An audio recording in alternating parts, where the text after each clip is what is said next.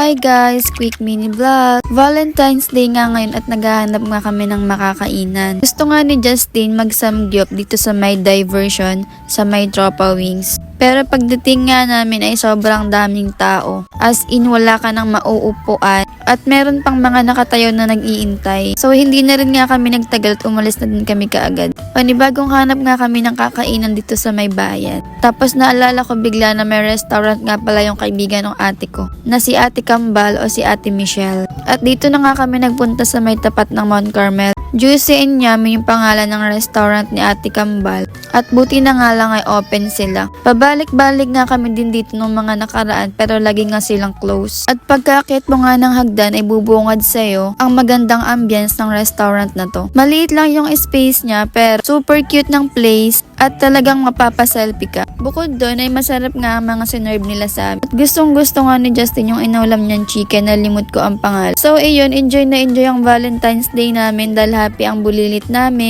Also happy ang mga tummy namin. Yun lang, thanks for watching!